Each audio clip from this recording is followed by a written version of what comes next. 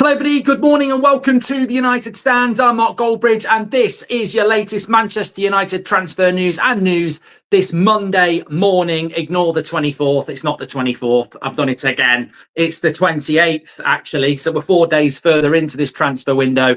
And the question has to be, are Manchester United moving quick enough? Well, we've got a story coming in from Laurie Whitwell, journalist, Athletic, saying that Manchester United are willing to wait and do nothing for the next 2 weeks and leave it till the rest of the transfer window. We'll give you the exact story about that in a moment. But does that mean we're snubbing a deal for Sesko? Because Newcastle are looking to do a deal for Sesko today. And if we're going to sit on tour, Wilcox, Barada are out on tour. They're not doing business. So are Manchester United going to be doing business in the next 2 weeks? Or is it true that they're comfortable just sitting back and waiting to the last few weeks of the window? We'll give you that.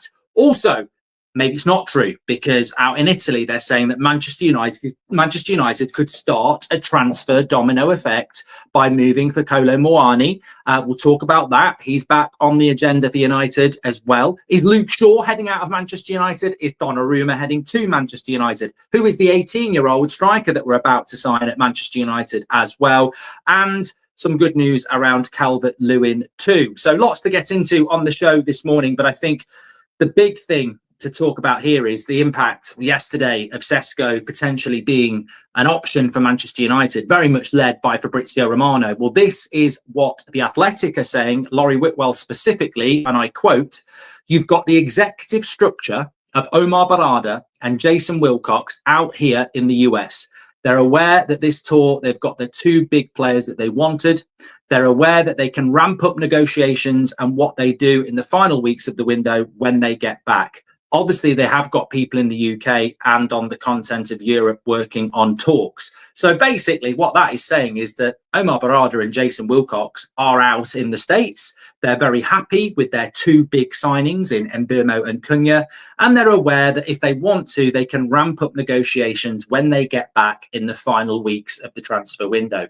Now, look, that could be completely and utterly dispelled by Manchester United making a move for Sesko or Lemens in the next few days. But we have to go based on, experience. And how many times have we said we don't do business when we're on tour? And how many times over the last few years has Manchester United left it late in the window?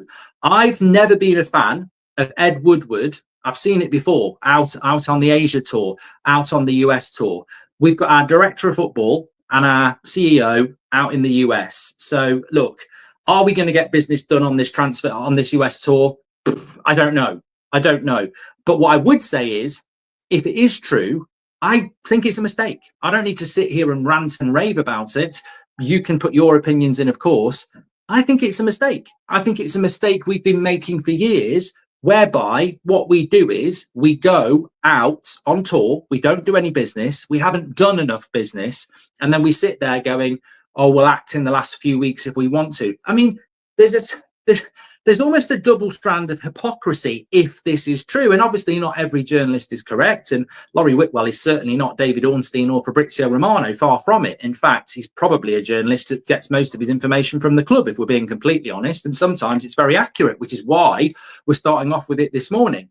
But ramping up negotiations in the last few weeks of the window leans towards we think we're going to get bargains. But then we've had Amorim and the club saying anybody who's thinking about leaving it till late in the window for Garnacho or Anthony, they can forget it because there won't be any bargains. And then we're doing exactly the same. And it's almost like sometimes, it's difficult because you, as I say, you're assuming the story is true, but we're almost treated like fools because on the one hand, well, these clubs waiting for our players to buy and the end of the window looking for a bargain, they're not going to get one. And then we're putting it out that we're ready in the last few weeks to ramp up negotiations if we need to, as if we're looking for a bargain as well, which, doesn't make much sense. But the biggest issue I have with it is that we have done this year after year after year. We have operated at the end of the market, spending big money year after year after year. And look, simply, let's just talk about Agate. That was a very, very, very important signing last summer. A midfielder was really important. It happened at the end of August when we'd already played 3 Premier League games. That player then didn't get a pre-season. United were happy to operate doing that, and it cost us. And, you know, I don't want to talk about Liverpool or Arsenal. We are playing them in the first 8 games. I don't want to talk about Chelsea and Man City. We are playing them in the first 5 games. But the harsh reality is they're better than us, and they've done business quicker than us. And I always think in life, as much as you want to make your own path, you can learn a lot from people who are more successful than you. You can take little bits. I mean, if I was starting out wanting to be a footballer or something like that, and I was 15, I mean, look at what you can learn from. You've got Ronaldo's dedication. You've got, you know, David Beckham's, you know, right behind me there, his, you know, practicing free kicks, etc. There's so much you can learn from. You'd be an idiot to say, I'm not going to watch any videos about Ronaldo. I'm not going to watch any videos about Beckham or Rooney. I'm just going to go in the garden and teach myself. You know, you draw from experience. And it just feels to me like United are only drawing from their own experience of what has effectively been, to be blunt, failure. When you operate late in a transfer window, you're not prepared for the season. And when you're not prepared for the season, it has a knock-on effect on performance. So I've got to say that, look, I hope the aspects of this story are just not true. But we'll talk about the impact it potentially has on Sesko and other deals. But if you're tuning in late, this is the words of Laurie Whitwell from The Athletic. The executive team is out in the United States, and they're aware that if they need to, they can ramp up negotiations later in the window when they get back. They're very happy with the 2 signings they've made already. That to me reads like, I mean, to be honest, you can read it how you bloody well like, and I'll read it like this. It reads to me like we're really happy with the transfer window we've done, and if there's any opportunities late in the window, we might act. And I'm sat there going, okay, so if you're happy with the window we've had and you're looking for opportunities late in the window, that's scary.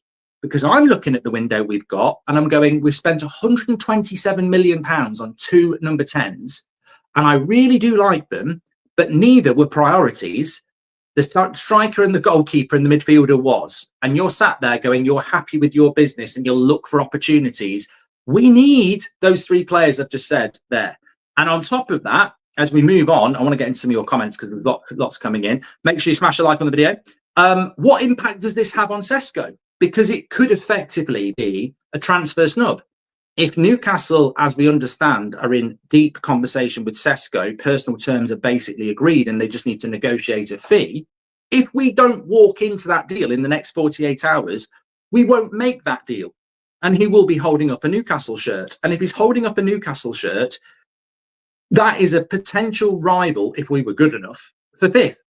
That is the last spot in the Champions League we can get. And if Newcastle get Sesko and he scores 20 Premier League goals, they're going to be there or thereabouts. So a rival is being strengthened with a player that would strengthen us, that we're just going to sit back and let go to them. And that confused me. That confuses me. So look, let's see what happens in the next 48 hours. But if we're sitting on our arse in the US tour, you know, lapping up people buying shirts and, you know, investment chats and missing out on signings that are actually priorities when they're going to go to rivals, that's very, very disappointing. Because I'm still labouring under this statement of we've been planning this transfer window for ages. And I don't see that at the moment. And that's all I'm asking. When are we going to see the planning for this transfer window? And what I would say about Sesko is, saw a very good tweet this morning from Swedish Rumble talking about the changing landscape of football. And effectively, you're seeing people like Wirtz, Caicedo, there are others who are going for ridiculous money, like £100 million plus. And maybe 10 years ago, you would see a 26, 27-year-old going for £100 million plus. But the football landscape has changed. It's weird because football players are playing longer, like Lewandowski's into his mid-30s. So why is it people aren't paying £100 million for somebody who's 27 who could play for 8 years? And the simple answer is, if you buy a player like Wirtz at 22, he's going to play for at least a decade. So it works out cheap at £120 million for a top-class player to play for you for a decade. But even if he doesn't play for you for a decade and he goes to Real Madrid at 26, you're going to make money on him as well. And that is why players in their early 20s that have established themselves as top talents are going for a lot of money. And you can see that someone like Sesko actually is a potential bargain because at 22, 23, You buy him for 60, he does really well. You could have him for a decade, or you could sell him at 26 and get your money back. So there's a huge value in the market here. And if you're Newcastle and they get Sesko, I know they're going to be disappointed with Isak going, but you sell Isak for 140, you bring Sesko in for 60, and then you sell him again in 3 years. I mean, it's just you're printing money. I don't know why we're not over this deal. From a financial point of view, I mean, fair play to Swedish Rumble. It sort of opened my eyes. The reason Liverpool are spending that British transfer record on Wirtz, the reason Chelsea were buying people for 100 million, and the reason it's going to keep happening for people in their early 20s is that you've got a sell-on value, or you've got a decade with them. It's value for money. And United are sat there going, well, we don't know whether we fancy this. I personally, let's see. As I said, I'm not sitting here stating that what Laurie Whitwell's saying is the truth, but he does get a lot of information from the club. And if we are sat there going, we're really happy with these two signings and we might do stuff when we get back from the tour. When we get back from the tour, we're basically 10 days out from Arsenal. That ain't good enough, in my opinion. Get your comments in as always. I want to talk about Moani, but I just want to grab some of your comments because there's lots of people coming in. That's not the right thing to click. There we go. Here we go. All right. John United says, fans and the media will say it's Amorim's fault that he can't improve the shit that's been here for a while. As always, we are delayed United, says John United. Yeah, and I think, look, I would just add what I think to that. Look, I think that completely honestly, and you will all know this as people who watch the United Stand, we can sometimes after a game or after something that frustrates us say something that realistically when we calm down we go, maybe I overreacted there, which is why I sit here this morning on a Monday morning quite calm, just had a cup of tea, I've had my breakfast, I'm not hungry, I'm not hangry, I'm not stressed. I know what Liverpool and Arsenal have done. They're better than us, they've had a better window than us. I don't want to talk about that. What I do want to talk about is we had not an opportunity, because an opportunity suggests that we had some role in it. We had a potential for the Glazers to sell the club, a new owner to come in, clear the debt, fund the stadium themselves, and start pumping money in like Todd Bowley. And that would have been the dream. And for me, I think that was the only way back. We didn't get that. We got a 28% shareholder in Sir Jim Radcliffe, who came in as a very, very vocal person who has somehow managed to place himself as the owner of Manchester United when he's not. I mean, all anybody talks about is INEOS Sir Jim. I'm in charge of the football side of things. I'm in charge of sacking people, and yet he only owns 28%. So that's been remarkable in itself. But if you go along with that story, and I think there's a problem with that because he's not the owner, he also came in with a load of bluster around changing the football club, mistakes of the past, turning things around. And on transfers specifically, I'm massively disappointed. I thought last summer was disappointing how late we did the deals for Ten Hag, considering De Ligt, Mazraoui and Ugarte hadn't been done at this point of the season. They hadn't been done at all. They weren't. So that they did it very late then. But I thought, well, maybe first summer transfer window, they're organising things, Ashworth and Barada are only just coming in, give them the benefit of the doubt. I like the signings, even though they're late. Obviously, they then sacked Ten Hag, which made very little sense, having spent that much money on him. This summer, I really was going to be the summer where you judge them. And I look at the summer transfer window and I go, well, it's worse than last year, which is incredible. It's also Amorim's first year, their guy, which is incredible. So effectively, we sit here, late July. This is their guy. Ten Hag wasn't. They've given him less than Ten Hag got, and they haven't given any of the priorities. And we're again operating late in the window. We've just come back off an Mbeumo deal that took about 2 months, and we paid Brentford exactly what they wanted, which is very reminiscent of Sancho, Maguire, Wan-Bissaka, and every other deal we've done in the last decade.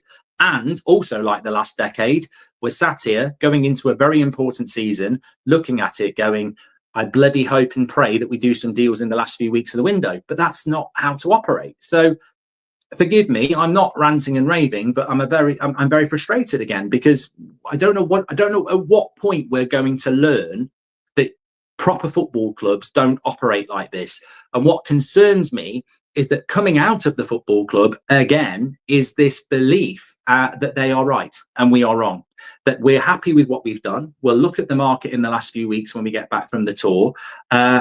There's no sense of panic. It's almost like they think they're doing the right thing. And yet every other competent football club isn't doing that. And look, I don't count Spurs or Villa or Newcastle as competent. I think they're better than us and they haven't done a lot of business, I'll agree. But the 4 clubs we're meant to be competing with is Chelsea, Man City, Liverpool and Arsenal. And they have all done business way before us and they are all way better than us. I think the reason we do business late is a financial one. I think the reason that we don't get this business done quickly is a financial one. I don't think we want to be paying wages and fees early in the window because every week you're saving money, because that's the only logical reason I can think. Because in a footballing sense, fight me on it if you want, but on a footballing sense, I mean, I'd love to have this conversation with Sir Jim or Jason Wilcox or Omar Barada. We just won't get it.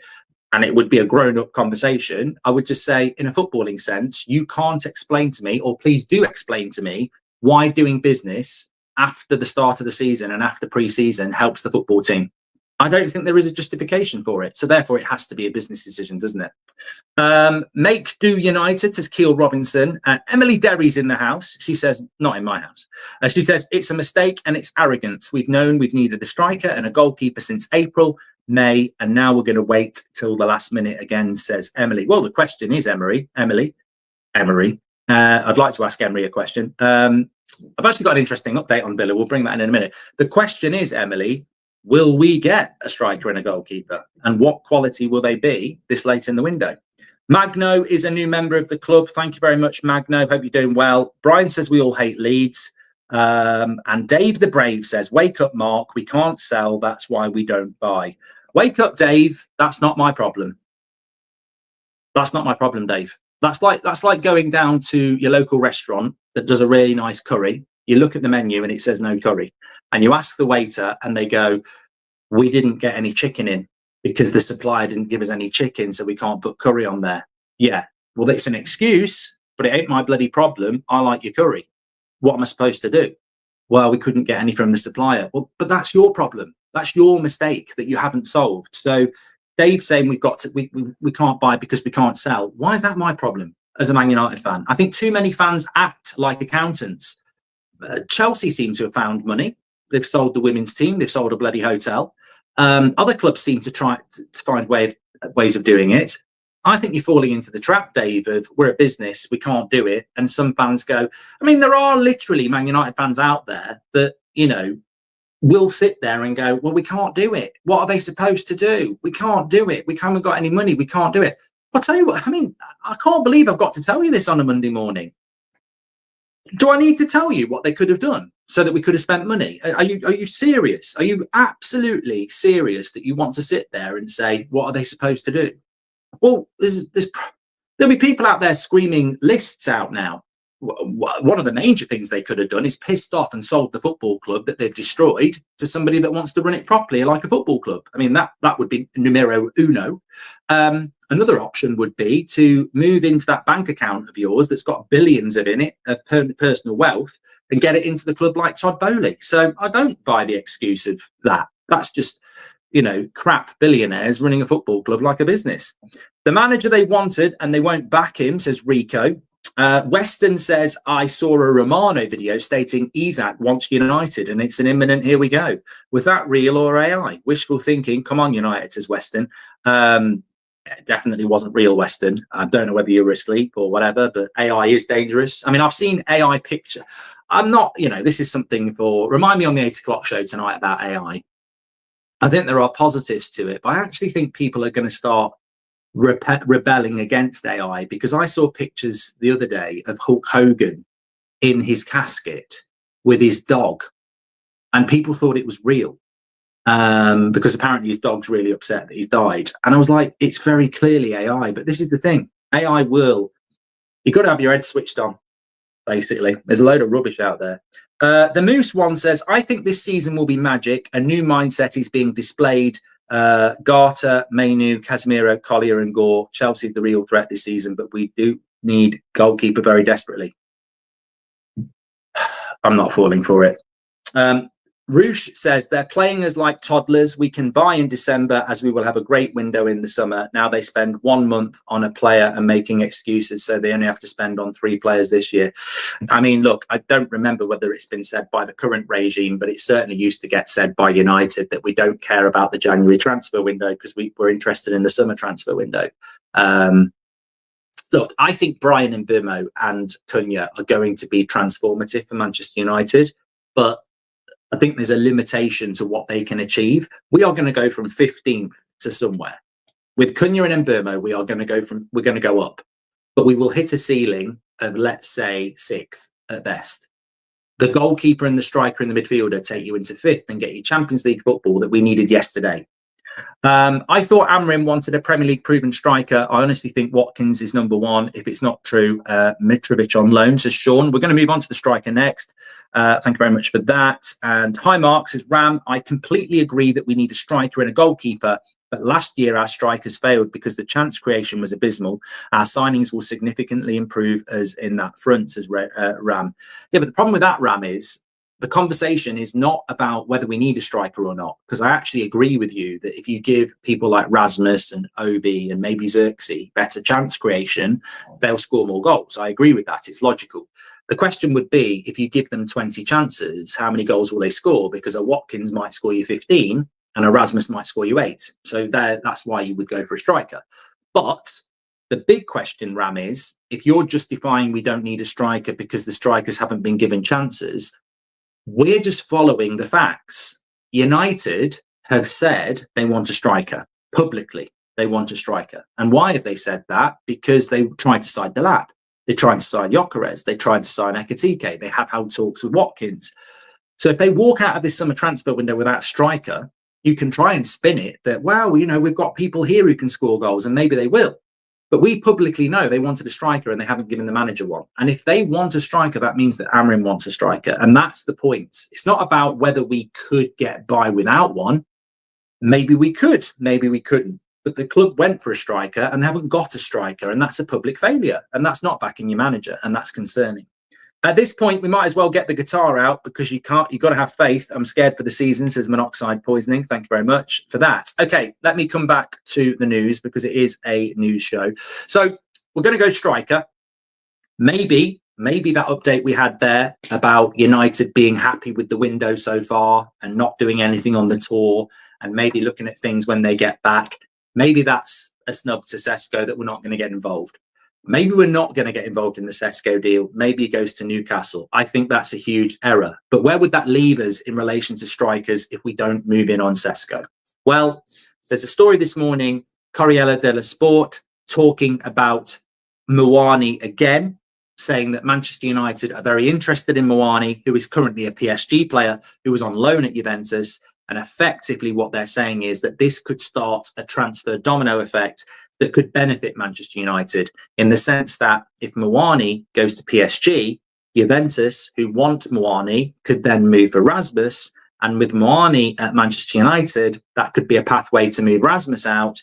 And also it could lead to Douglas Luiz coming in on loan as well. So effectively what they're saying is the domino effect could be a positive, could be a negative for Manchester United, depending on how you look at it. But Muani comes to Man United. Juventus can't get Muani, so they go for Rasmus, and we also get Douglas Luiz from Juventus on loan.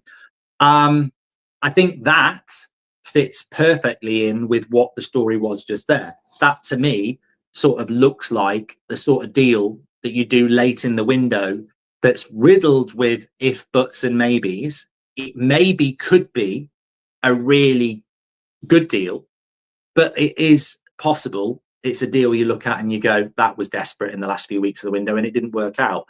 I like Douglas Luiz.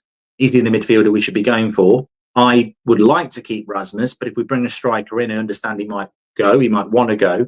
And I like Muani, but does he tick the boxes of being in our top 5 candidates at the start of the summer? No. Does he tick the box of being Premier League proven? No. Does he tick the box of being a decent talent? Yes. Is he a risk? I would say probably so. So, look, Muani is going to be a consideration. But I agree with the comment there. We broke it on Thursday. The priority for Man United is Ollie Watkins. I think he still is the priority. I felt different yesterday, but this story coming out, if it's true that we're relaxed, we're happy with Mbeumo and we're happy with Cunha, and we're going to look at business when we get back, when we can ramp it up when we get back from the States. That to me doesn't feel like we're going for Sesko. I don't think if you're going for Sesko, you're going to sit back for a week and a half and say, well, look at it when we get back from the States. I think that leans more towards Watkins. I think that leans more towards Villa are on tour, we're on tour, they want 60 million, Watkins wants to leave, Emery wants to sell him, we want to buy him. Let's look at this when we get back and give everybody a couple of weeks to think about it. I still think Watkins is the priority. If we're going to go for Sesko, that needs to happen now, because Newcastle are looking to do a deal now. So it may well be that we're not going to do a deal for Sesko and we are going to look at Watkins when we get back from the tour. He is the priority until that changes. Whether Villa are going to lower the price or not. It's interesting with Villa. I always forget that they did sign Malen. And I think that's something to remember, because I look at Villa and I go, they've only got Watkins up front. But they have actually been linked to Calvert-Lewin this morning. Leave it. That's up to them. They've been linked to Calvert-Lewin this morning, and they have got Malen, who they bought in January. So they do have, if they bring somebody in, they do have two strikers. If they can let Watkins go, if they bring a striker in. I was thinking if they let Watkins go, they need to bring two in, but they do have Malen who can play up front as well. So look, there's still an exit strategy for Watkins, but I think it's Watkins ain't going anywhere until Villa get a replacement in. And that's what makes me think that this Laurie Whitwell story could well have legs, because Onana's going to be back for the Arsenal game. So there'll be no rush on a goalkeeper. Villa won't let us have Watkins unless they've got a striker in, and that's not happened yet. So I would say there's no urgency on transfers. On the 28th of July, I would say there's no urgency on transfers. Apparently, there's just been a tweet from, let me have a look, Florian Plettenberg. So we will get that up. Let me have a quick look what he's saying. Yeah, so I still think Watkins is the priority. It's typical. It's typical transfer news, isn't it? It's typical, you get positive about something and then reality kicks in, and you can only follow the news. And I think that in a way they've probably cut it down. Although this is positive. So Pletty goal, I've been waiting for an update from him actually, because Florian Plettenberg is based in Germany. Pletty goal on X/Twitter. So this has come out very much in the last few minutes. And look, this is exactly what it's all about. You follow the stories. So the story we have this morning from Laurie Whitwell is that United are sort of happy with what they've got, and they're going to sit back and not do anything till they get back from the US tour. But that can change if an opportunity comes up. And this is what Florian Plettenberg has put out in the last minute. Manchester United and Newcastle, so hot off the press, Manchester United and Newcastle are currently in talks with Sesko's management. Both teams have presented their projects and financial offers.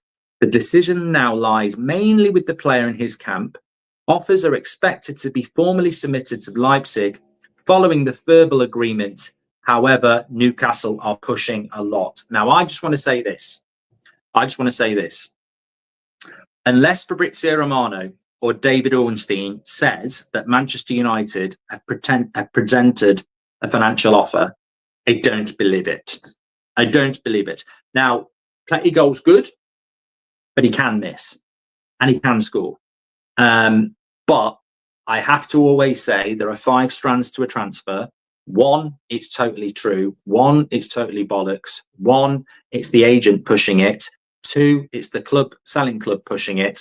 And 5, it's the agent and the using it to get a new contract where they are. Well, he's not looking for a new contract, but we've got to be very aware that it could be the agents or Leipzig using Man United to push Newcastle up. And you have to consider that.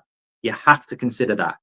It's a good update. It's encouraging. And I think United, as I said before, they've got to have a go, because Sesko at 60, 70 million pounds at his age is going to be good value for money.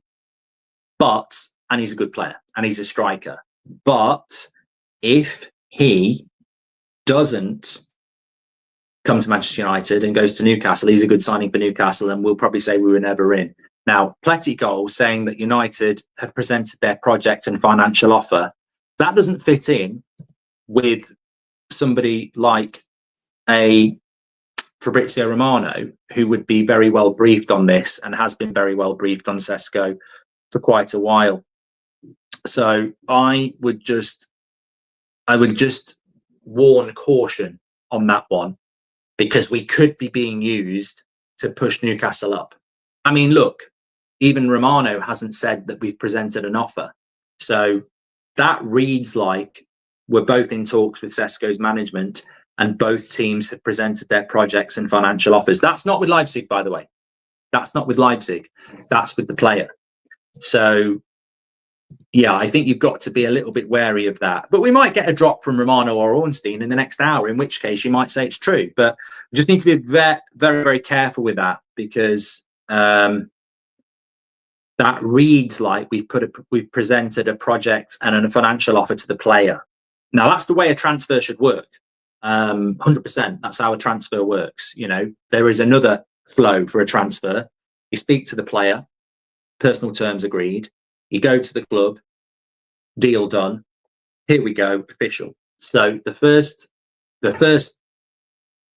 path is to speak to the player and agree personal terms, absolutely. But if we're in personal conversations with Sesko, that's significant for Manchester United, because what you do then is, as somebody in the chat just said, you end up with an Mbeumo situation where he only wants Manchester United, and then you've won the race. You've just got to negotiate with Leipzig for the next 2 years or however long it takes. So look, Man United have got an opportunity here.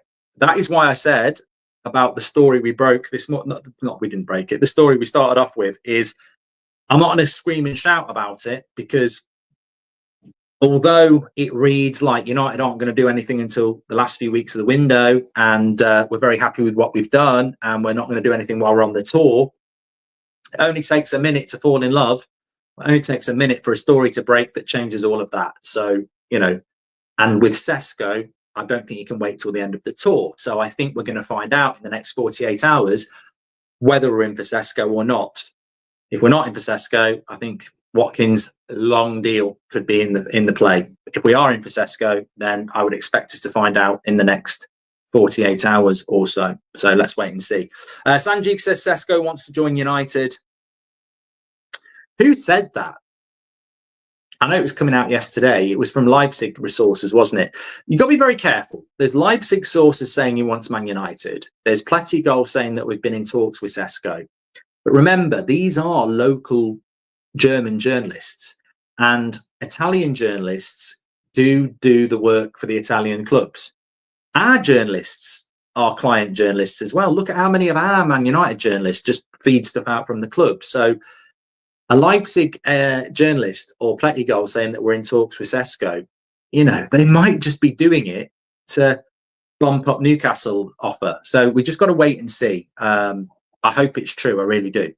The Moose one says they'll do the Man United tax every time we knock on doors. The price is jagged up because of our stature. But my opinion, I think we should give our current strikers a chance. But a new face is always welcome. Thank you very much.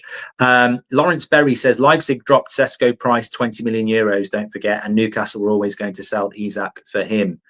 There we go. Thank you very much for that. A couple of other bits I want to get into this morning. The show is absolutely flying by, so I need to just catch up on a couple of things here. We are looking at a young striker from, I believe it's Metz. His name is Idrissa Gueye. He's not the midfielder from Everton, although you'd never put it past Man United signing an old midfielder from Everton and sticking him up front. Might do a better job than Calvert-Lewin, actually. But his name's Idrissa Gueye. He's 18. He plays for Metz in France. Brentford have been looking at him. Man United are going to move for him, apparently. Could be spending up to £15 million on him, which is quite significant. I don't know anything about him. It does sort of fit in with United's, as we've seen with Heaven and Obi. We are looking at a lot of these types of players. He's not a player that would go into the team. He's a player that they'd look to probably loan straight away. That's the story. But again, if you've got Obi and you bring this lad in who's got loads of potential, at some point in the next 2 years, they become 20 and 19. And at that age, you can play first team football. So if you were to spend on Sesko, and in 2 years' time, you've got Gueye and Obi, Sesko's not even mid-20s yet. So maybe that sort of fits in more with a more experienced Premier League striker like a Watkins. So, you know, keep an eye on that one, certainly. We have been linked to Donnarumma again. As I said yesterday, Chevalier of Lille is apparently going to PSG, and it's a real possibility that Donnarumma could leave PSG, which I find incredible. He's one of the best goalkeepers in the world. He's playing for the best team in the world. And, you know, this is why football never amazes me, because footballers become brands themselves. Why would you want to leave PSG? I don't get that at all. But apparently it's a possibility. Man City have been mentioned. Man United have been mentioned. How on earth are we going to do a deal for Donnarumma? I do not know. But and I do not believe, to be honest with you. But just as it's news, we'll throw that in there as well. I did mention before about Calvert-Lewin, just to put some people at ease. Apparently Villa and Newcastle are looking at Calvert-Lewin on a free. Let them look. Don't want him anywhere near Man United, but apparently Villa and Newcastle do. So that's interesting, and that could be positive for us. Obviously, we were a little bit worried about Nicholas Jackson. That doesn't look like it's going to happen as well. Not going to happen as well. But this one caught many of your eye over the weekend, and you were saying, why aren't you talking about it? Why aren't you talking about it? So I will bring it in towards the end of this show just to say I was aware of it, but I didn't want to bring it in. So reports over the weekend, predominantly from The Sun, that Luke Shaw is ready to leave Manchester United this summer and has been looking at Saudi. Now, the source is terrible, but it did get me thinking, if you were Luke Shaw, why? Well, look, Luke Shaw's very comfortable to sit on his arse and earn 200 grand a week, isn't he? Because he's been injured for the last 2 years, so he's well used to it. But if you were Luke Shaw and he actually was going to stay fit, which is a big if, he's not actually part of Amorim's plans. Like, I was thinking about this. I know he played in the final again. I mean, he's like a bloody magnet when it comes to finals, isn't he? He's a boomerang. He's always there, always comes back. But I don't think Luke Shaw is part of Amorim's plans. So it's a little bit like Mason Mount, really. If you're Mason Mount, unfortunately for him, he's had a lot of injury problems, and so has Luke Shaw. But even when they're fit, they're not in United's best 11. I don't think anybody's putting Luke Shaw or Mason Mount in our best 11 for the start of the season. And remember, our best 11s, many of us are looking at, well, we haven't made 2 or 3 signings that should be in there. So they're not in United's best 11. And many of us don't think United are ready. We need more signings. So what, again, it's sort of a contradiction. For Mason Mount or Luke Shaw to get in the United side, they actually need players to get injured, but they're the players that get injured. So talking about Luke Shaw, I don't think he wants to leave Man United. He's got a very good contract on a very good wage, and no one's going to go anywhere near him. The only option would be Saudi. But if he's got any ambitions of going to the World Cup, he has played for England in the last 2 tournaments, of course. He played, did he play the World Cup in Qatar? He definitely played the Euros, both Euros finals, because he scored in one of them at Wembley. But if he wants to go to the World Cup, he needs to play football. Now, what are the chances that Luke Shaw stays fit long enough for other players to get injured for him to become a first-team player at Man United? I mean, that's one hell of a path, isn't it?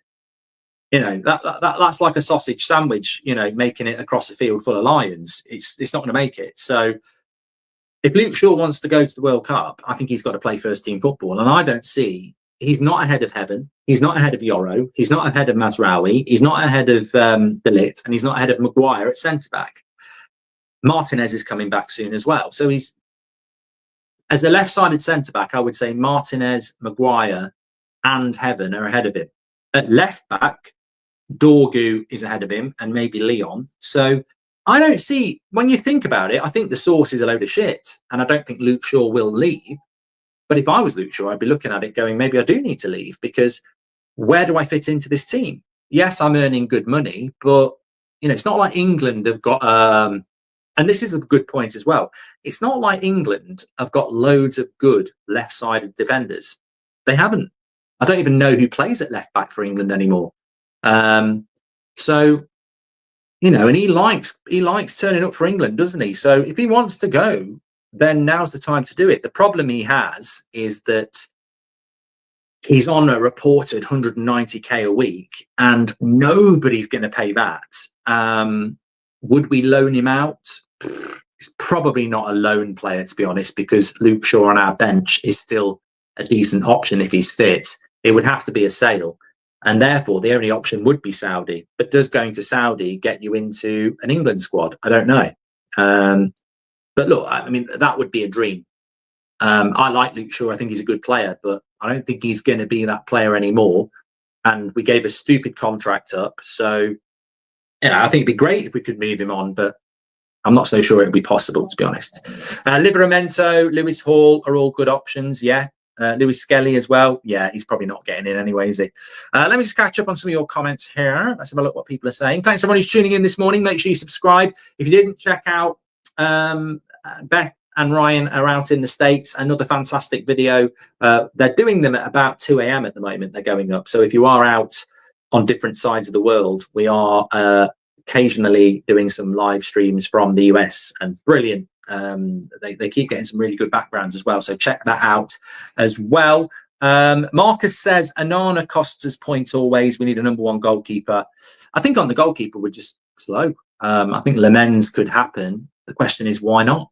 You know, he's not that expensive. I don't know why we're not doing that. Is it because we're still thinking about Emi Martinez? I don't know, but we seem to be, I think, actually talking about late business in the window like we have done for the last 10 years and how bad planning has impacted seasons. I think the goalkeeper situation is the most, is the best analogy or best example, should I say. Yes, we need a striker. Yes, we need a midfielder. Yes, we should have got Mbeumo done earlier. But the goalkeeper is the biggest one. The goalkeeper is the one that really exemplifies what we're talking about here.